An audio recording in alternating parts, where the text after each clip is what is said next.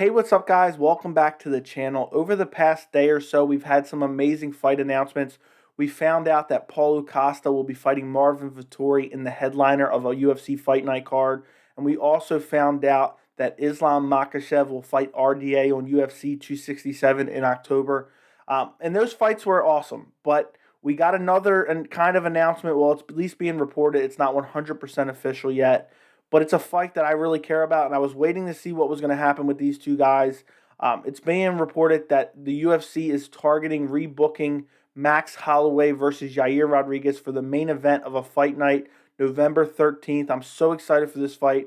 For those of you who don't know, this fight was originally booked for the middle of July, and Max Holloway pulled out of the fight, and it was never really disclosed what his injury was. Supposedly, it was an injury was the reason he pulled out.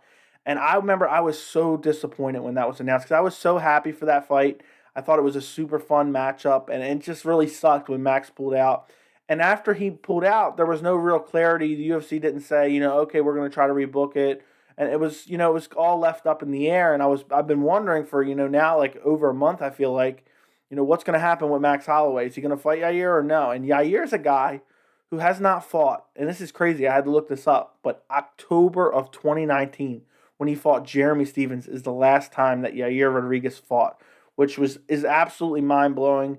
Before that, he fought Jeremy Stephens, but it was 30 seconds in. He eye poked Jeremy Stephens, and the fight really doesn't count. And then before that, it was Korean Zombie he fought in 2018. And what's crazy is Max Holloway is a guy who's won 2 out of his last 5, which is absolutely crazy to me.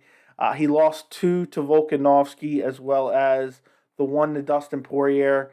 He beat Frankie Edgar and Calvin Kattar in between there. And a lot of people think that he won both of those Volkanovski fights, and there's a lot more people that think he won that second Volkanovski fight.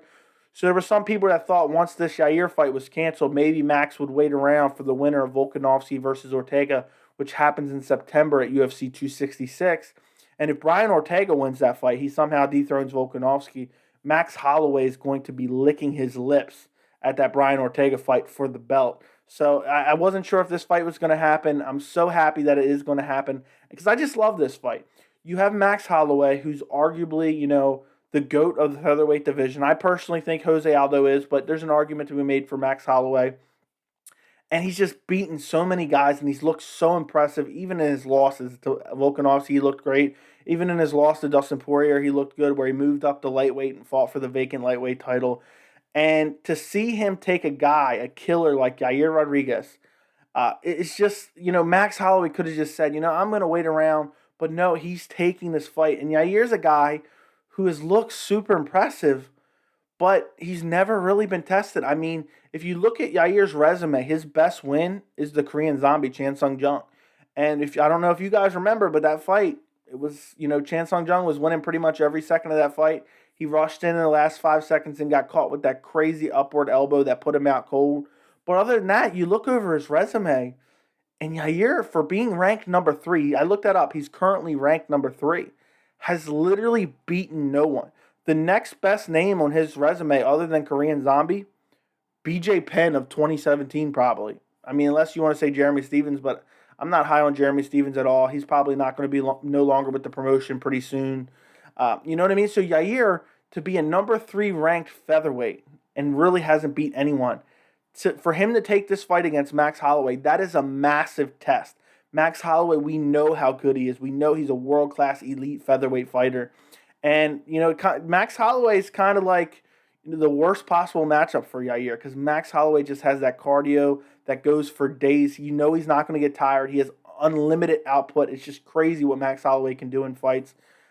And Yair's a guy who comes in, he has these flashy techniques, he has these great kicks, but he tends to start to fade a little bit. He went to 5 rounds with Zombie, but, he started to really fade in that 4th and 5th round.